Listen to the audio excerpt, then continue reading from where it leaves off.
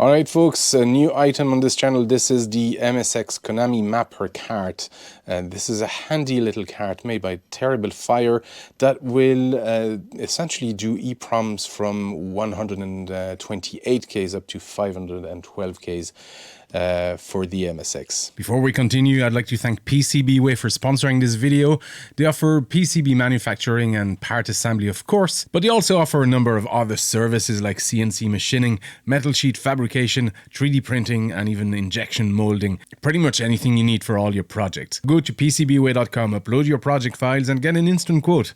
And thank you to them for sponsoring this video. Now, if you remember previously, I did this cart that actually does up to 64Ks. So these would be standard games and the maximum that you can get out of a single EPROM cart.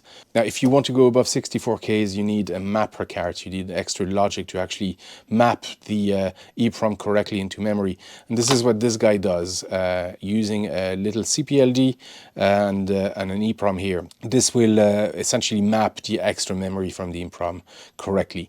I did annoyingly try to implement one using TTL logic, but I failed on 2 occasions. And seeing my frustration, Stephen offered to have a go on CPL with using a CPLD, and annoyingly he succeeded. Fair play. I'm very, very annoyed, but the important part is that it's working and it's available. So these will be available on my Etsy shop, pre-assembled and pre-programmed, so the CPLD will be programmed.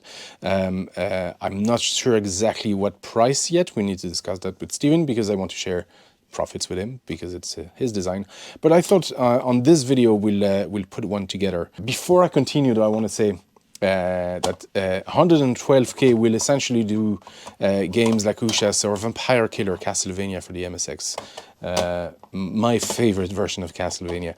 It will also I think Metal Gear is also 128 and a few other games. It will also run games that require the SCC chip. So even stuff like Space Mambo, we were able to run it, no problem with that. The only drawback is that you'll be running it without SCC music, which is a problem. But if you have a spare SCC cart, modded to actually use another cart, you should be able to get a CC from that. I haven't tried this, but this is a very common thing to do. If you don't have SCC chips, you can actually just get them off another cart. There's a few mods for that. Those people who know what I'm talking about know what I'm talking about. Anyway, I'm rambling. Let's put this thing together.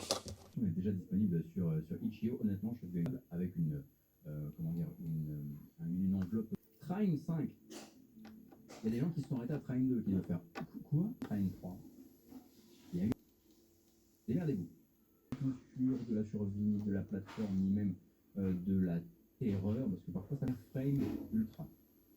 Frame ultra, les images par. I think it is. It's like the plate is welded in. Without all the rest. A lot of times doesn't come off. Looks like it's come off there. So. Right, we got everything in place. Next step here is to actually program our CPLD. So I'm going to use a software that I have here on my laptop to do that. This is the cable I'm using. It's I have the JTAG already put together on this. I got this on eBay. I did try multiple times to use a Raspberry Pi to program these things, and I've never really been able to get it to work properly. Plus, I think I've lost the image it's set up and all that. Much easier. Just grab one of those cables. If you're gonna do sort of CPLD work, I think it's better to have something that reliably works. So just USB. I'm gonna use this into my laptop, and it's a simple DOS program that I'm gonna use. Okay, here we go. So here I never really bother putting pins on. You just make sure there's an angle and a little bit of pressure on the pins so that they make contact. And it's going to be awkward doing this with one hand and filming, but we'll do our best. There you go. Took a few retries with one hand, but it's programming.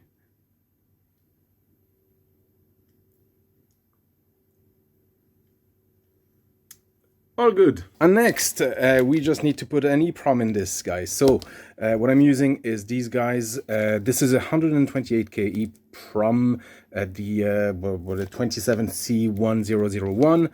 This 27C2001 and 4001 for 512Ks.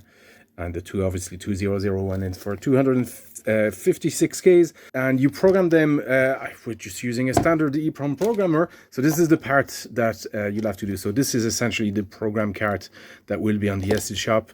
You need to source one of those, and obviously you need to source the ROM yourself. I cannot find and provide these for you. And also a programmer with an adapter. This is a PLCC PLCC 32 to DIP 32 adapter.